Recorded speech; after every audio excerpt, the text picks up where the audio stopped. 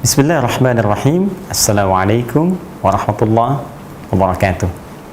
Alhamdulillah, wassalatu wassalamu ala rasulillah wa ala alihi wa sahbihi wa man wala wa ba'du. Saudara-saudariku, bersyukur pada Allah Subhanahu wa ta'ala kita masih diberikan kesempatan dan kekuatan untuk menunaikan ibadah siyam Ramadan di hari yang ketiga ini. Kita bermohon kepada Allah Subhanahu wa ta'ala semoga seluruh ibadah yang telah kita tunaikan, kita pupuk dengan sungguh-sungguh insyaallah sampai hari yang ketiga ini diterima oleh Allah Subhanahu wa ta'ala.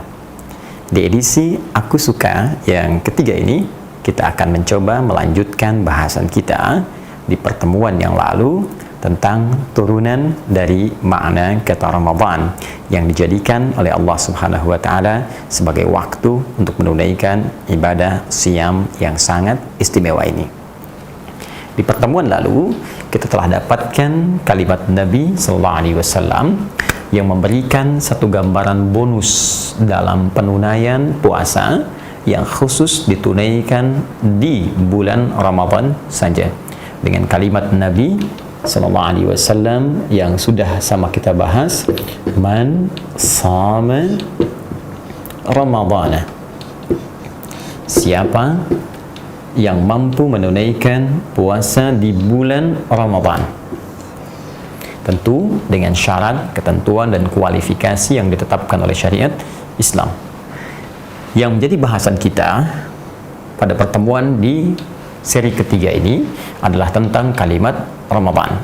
Bahkan bulan ini pun yang dipilih oleh Allah Subhanahu wa ta'ala untuk menunjukkan kemuliaan Ramadan dan diiringi dengan keistimewaan lain, yaitu bulan ditetapkannya turunnya Al-Quranul Karim sebagai wahyu termulia kepada Nabi yang sangat istimewa, yaitu Nabi Muhammad Sallallahu Alaihi Wasallam. Dengan turunnya firman ini sekaligus menyebutkan satu kata Ramadan yang tersebut dalam Al-Quran pada rangkaian ayat puasa, yaitu di surah Al-Baqarah, Quran surah kedua ayat 185, saat Allah berfirman, syahru Ramadan alladzi unzila fihil Quran. Maka puasa yang diperintahkan itu di ayat 183 muncul perintahnya kutiba alaikumusiyam. Di ayat 185 menunjuk kepada waktunya. Maka puasa yang diperintahkan itu kata Allah tunaikan di bulan Ramadan, syahru Ramadan. Mudah bagi Allah Subhanahu wa ta'ala untuk menunjuk bulan lain sebagai waktu penunaian puasa. Namun para ulama ahli hikmah khususnya mencoba untuk mencari dan menggali lebih dalam apa kaitan dengan penamaan Ramadan dengan kewajiban yang diturunkan oleh Allah Subhanahu wa ta'ala untuk menunaikan puasa khusus di bulan itu. Maka sebagian menggali sampai ke akar katanya dan mengaitkan juga dengan keterangan Rasulullah SAW dalam hadis-hadis yang tersebar yang bisa kita gali dan kita pelajari.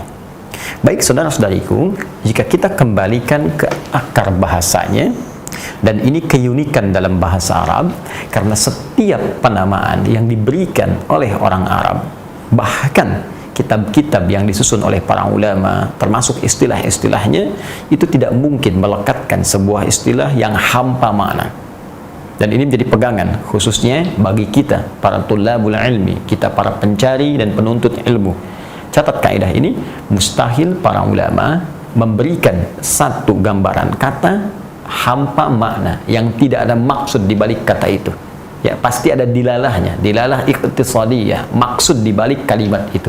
Karena itu, kalau dulu kami mengaji pelajaran apapun saat menemukan istilah, kita tidak hanya menyebut istilah itu sebagai hafalan, tapi apa maksud di balik istilah itu. Nahwu, kenapa disebut dengan nahwu? Saraf, kenapa disebut dengan saraf? Bahkan nama kitab ketika dituliskan, Subulus Salam, kenapa disebut dengan Subulus Salam? Bulughul Maram, kenapa disebut dengan Bulughul Maram? Hingga Al-Imam Al-Bukhari, kita hanya menyebut Sahih Al-Bukhari, tapi kenapa beliau menyebut namanya dengan kitab Al-Jami', Al-Musnad, As-Sahih, Al-Mukhtasar min umuri Rasulullah sallallahu alaihi wasallam wa sunanihi wa ayyamihi? Ada maksud di balik semua kalimat itu. Ada makna di balik penamaan itu. Ya, sehingga bahkan para ulama pun ketika menyebut istilah-istilah mereka tidak sembarangan. Ya, syarat apa yang disebut dengan syarat, rukun apa yang disebut dengan rukun. Tidak sebatas menjadi hafalan, tapi mendahulukan pemahaman. Sehingga kita ketika akan mengkaji isi kitab itu, kita mengerti, oh ini akan dibahas di dalam kitab ini. Demikian pula penamaan-penamaan, apalagi dalam istilah syariat. Ya, atau bahkan yang menjadi bagian dari ibadah. Sebelum kita masuk ke sini, ayo jujur pada diri kita. Jangan-jangan selama ini hal yang kita kerjakan pun bahkan setiap hari untuk ibadah, kita hanya kenal dengan namanya tanpa tahu maknanya. Saya ambil contoh begini, sholat. Setiap hari kita sholat. 5 waktu kita kerjakan yang fardu. Subuh, zuhur, asar, maghrib, isya. 2, 4, 4, 3, 4. 17 rakaat, 5 waktu. Pertanyaan saya, dari sekian lama kita sholat sampai saat ini, apakah kita pernah tahu apa itu maknanya sholat? Apa artinya sholat? Ya, salat adalah doa. Kalau salat disebut doa, kenapa dinamai dengan salat? Kenapa tidak disebut dengan doa saja? Zakat, apa itu zakat? Ini persoalan yang sangat serius. Karena ketika kita mengetahui makna di balik ini, maka kita akan mengerti hikmahnya. Oh, ini maksudnya saya diminta salat. Oh, ini kenapa saya mesti berzakat. Oh, ini yang akan saya dapatkan. Dengan mengetahui semua ini, maka motivasi akan menguat dalam jiwa kita, dan semakin tumbuh keinginan kuat kita untuk menunaikan ibadah itu dengan sempurna. Ini yang menjadikan orang dulu itu ketika dipanggil sholat, bahkan belum datang panggilan sudah siap-siap. Bahkan baru turun ayat zakat, itu sudah disiapkan bagaimana caranya saya bisa berzakat. Bukan datang harta dulu baru zakat. Jadi mereka itu mencari harta memang untuk berzakat, karena mengerti ini maksudnya dari zakat itu. Nah, ini yang sekarang bergeser. Orang kan sekarang baru nanya hukum zakat, kalau sudah hartanya kemudian terasa meningkat, ya baru bertanya, kapan wajibnya zakat, berapa ukurannya. Orang dulu visinya bukan begitu. Orang dulu merasa, saya mencari harta karena ingin berzakat. Dengan zakat saya beramal, dengan amal saya bisa ke surga.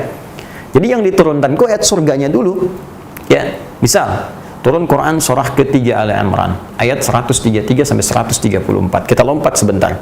Ya wasari'u ila maghfiratin min rabbikum wa jannatin 'arduha as-samawati wal ardu u'iddat lil muttaqin. Segera bergegas untuk berevaluasi diri. Banyak istighfar kepada Allah. Jangan-jangan dosa kita melimpah. Setelah itu, mencoba kamu untuk bergegas meningkatkan amalan pada Allah Subhanahu wa Ta'ala, dengan bercita-cita dengan amalan itu bisa mendapatkan surga seluas langit dan bumi dengan izin Allah. Disiapkan bagi orang takwa. Siapa orang takwa yang bisa mendapatkan anugerah surga seluas langit dan bumi itu?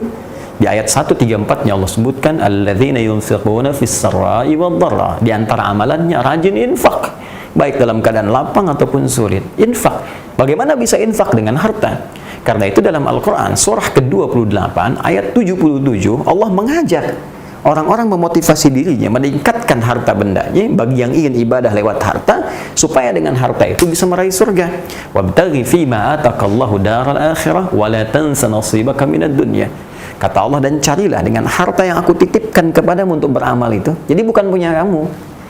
Kalau punya Anda, maka Anda akan miliki. Artinya nggak akan berlepas dari Anda. Anda ke kuburan pun akan dibawa. Cuma bukan karena bukan punya Anda, maka ketika Anda pindah ke alam lain pun, maka harta itu tak ikut. Artinya memang bukan punya Anda, hanya titipan saja. Kata Allah, saya titipkan harta itu supaya engkau bisa kelola, mencari untuk bekal akhiratmu. Ya. Wala tansa nasibaka minad dunya. Jangan lupakan memang kebutuhan duniamu, tapi esensi harta itu nyari surga, nyari akhirat.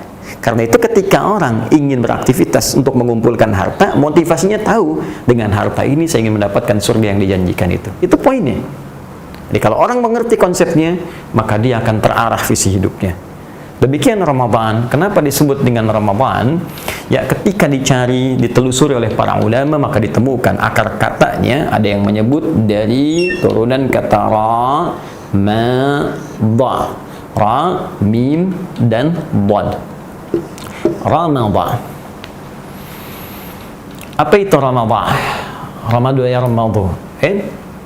Sesuatu yang panas membakar. Sesuatu yang menyebabkan kering. Ya, karena itu kalau orang Arab berkata ramidatil ardu, ya, atau ramadatil ardu, maka ada pemaknaan di sini tanah itu, ya, atau bumi yang dipijak itu, ya, sudah mulai kering. Ya, ramadatil armalu. Ya, kerikil-kerikil itu yang kita mau pijak panas, ya saking panasnya teriknya sinar mentari yang menerangi. Kalau suasana sudah panas, sudah terik sehingga menyebabkan tanaman-tanaman kering, tanah menjadi kering. Itu dalam bahasa Arab disebut dengan ramadhan. Baik. Kalau kita ingin turunkan dalam bentuk sifatnya dalam konteks yang mubalaghah, superlatif, ya, ramadu yarmadu jadi rambo, ya rambo. Baik, seperti ini. Keadaan yang sangat terik, membakar, dan jadikan sifat mubalaghah ramdanun atau ramadhanun, maka setiap ditambahkan alif dan nun di ujungnya, fa'alan atau wazan fa'lan dalam ilmu sharaf, ya, fu'lan, ghufran, yang ujungnya ada alif dan nun, ya, ini menunjukkan sesuatu yang lebih sangat, ya, sangat membakar, sangat terik, sangat gersang, sangat kering. Nah, ada yang menyebutkan kenapa Ramadan disebut dengan Ramadan, seakan-akan mengambil satu ilustrasi dari pemaknaan ini ketika orang Arab mengatakan ramadatil jawfu, tenggorokan ini kering, idza sya'ara bil ju'i wal 'atash, ketika merasakan lapar dan haus. Di bulan ini disebut dengan bulan Ramadan seakan memberikan isyarat kepada kita bahwa di bulan ini kita akan diuji dengan puasa yang sering kita akan merasakan saat puasa itu tenggorokan terasa lebih kering dari sebelumnya karena menahan lapar dan haus. Satu. Ya, saya kembali mengingatkan pemaknaan pertama kata para ulama kita disebut dengan Ramadan seakan-akan ada isyarat dari Allah Subhanahu wa taala bahwa selama sebulan ini keadaan tenggorokan kamu tidak seperti bulan-bulan yang lain yang biasanya merasa nyaman, teralirkan minuman lepas dahaga, makanan enak dimakan. Di bulan ini mungkin akan terasa sedikit lebih kering dari hari-hari sebelumnya karena menahan lapar dan haus. Tapi ada makna yang kedua yang sangat indah, disebutkan secara kiasan majazi oleh para ulama. Kenapa disebut dengan Ramadan? Ingin mengambil makna yang kedua, yaitu makna kiasan majaz dari penetapan kata ini, seperti disebutkan dalam konteks kebahasaan. Disebut dengan Ramadan bukan sekedar ingin menggambarkan panas, yang terik, yang membakar, yang menghanguskan segala apa yang ada di sekitarannya, tapi juga memberikan gambaran anugerah dari Allah Subhanahu wa taala bahwa dengan hadirnya bulan ini akan berpotensi membakar, menghanguskan, menghilangkan sebuah dosa-dosa yang pernah menempel dalam jiwa dan tubuh seorang hamba. Bukankah jika Anda ingin membakar sesuatu atau menghilangkan satu kotoran yang sulit dihilangkan dengan hal yang biasa, bukankah Anda membakarnya?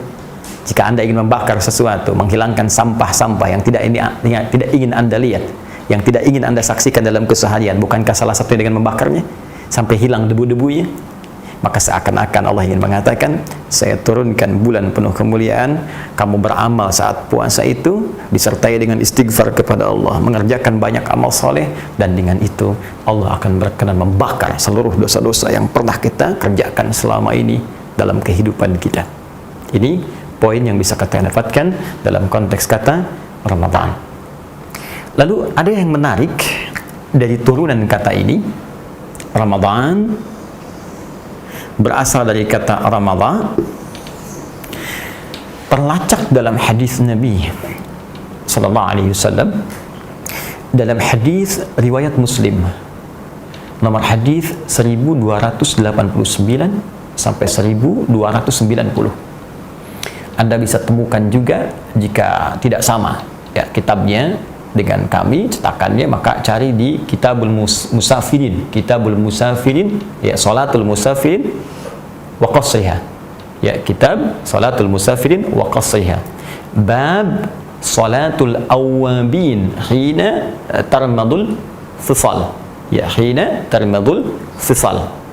Baik, ada pembahasan hadis dari sahabat Zaid bin Arqam radhiyallahu taala anhu, menyampaikan hadis dari Nabi sallallahu alaihi wasallam ketika beliau membiasakan rutinitasnya untuk mengunjungi Kuba.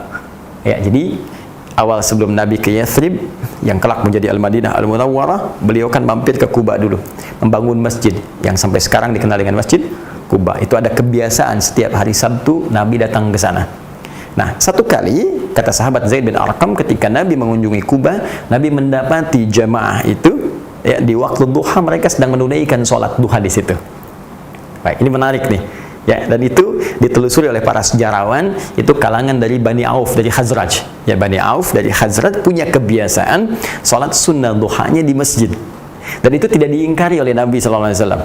Ya, artinya kalau Anda ingin tunaikan salat duha, misal dalam pekerjaan Anda di kantor, kan, dekat dengan masjid, boleh Anda mampir dulu, ya, kemudian tunaikan salat duha, kemudian kembali ke tempat kerja Anda, itu sah, tidak diingkari oleh Nabi sallallahu alaihi wasallam.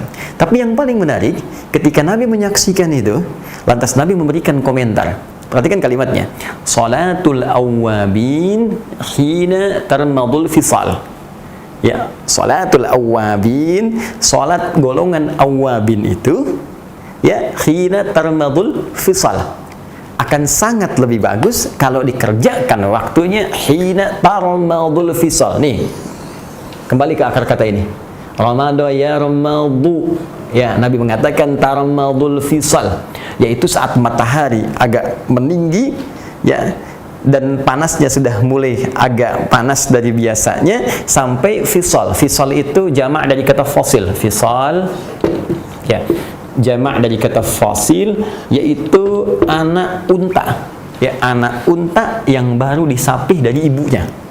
Di ibunya sudah menyapihnya, terus anak unta ini mulai dia berusaha untuk berjalan, ya biasanya kena kerikil-kerikil, kena pasir, tidak kerikilnya. Nah itu kalau dia sudah menginjak dan mulai agak panas kerikilnya, biasanya dia injak, angkat, dia injak lagi dengan yang lain, angkat, injak lagi, karena belum sekuat ya tapakan kaki bapak ibunya. Nah, ketika anak unta ini sudah mulai menginjak dan merasa lebih panas ya dari sebelumnya, jadi dia angkat, dia injak, dia angkat lagi. Nah, itu situasinya, waktunya disebut dengan tarmadul fisal. Saat anak unta mulai merasa panas dengan pijakannya. Itu yang disebut oleh Nabi SAW dengan salatul awwabin. Di sini syahidnya ada dua. Ya, satu, Nabi ingin menunjukkan akar kata dari kalimat Ramadan ini, dari kata Ramadan. Dalam kalimat Nabi disebut dengan tarmad, sesuatu yang sudah membakar, ya, sesuatu yang sudah menjadikan kering, terik. Ya, dalam makna kiasan tadi kita sudah bahas. Tapi ada yang sangat menarik, Nabi mengaitkan kalimat tarmadul fisal dengan kalimat awwabin. Ya, dari kata aib. Aib, sigah mubalaghahnya awwab, jamaknya awwabin. Kata kerjanya, fi'ilnya aba. Ya, dari kata aba jadi aibun, awwabun, awwabin. Siapa itu? Yaitu orang-orang yang senantiasa menjaga dirinya dari perbuatan maksiat. Orang yang rajin zikir, orang yang rajin beramal saleh, orang yang menghindari perbuatan-perbuatan buruk, orang yang menjauhi perbuatan maksiat. Karena itu sangat menarik ketika Nabi Sulaiman, anaknya Nabi Daud alaihissalam, ya, seorang pemimpin, seorang yang punya kuasa yang sangat luar biasa, tak mampu didapatkan orang sebelumnya, tak akan diraih orang setelahnya, bisa menaklukkan awan, Masya Allah, bisa bicara dengan hewan-hewan dan sebagainya. Tapi disifati oleh Allah Subhanahu wa taala dalam surat Sad itu dengan kalimat yang sangat indah, ni'mal abdu innahu awwab. Walaupun beliau dititipi kekuasaan, dititipi kehebatan yang tidak biasa, tapi dalam saat yang bersamaan beliau mampu meninggalkan apa yang tidak disukai oleh Allah Subhanahu wa taala, hal-hal maksiat yang dilarang, untuk meningkatkan zikir kepada Allah Subhanahu wa taala.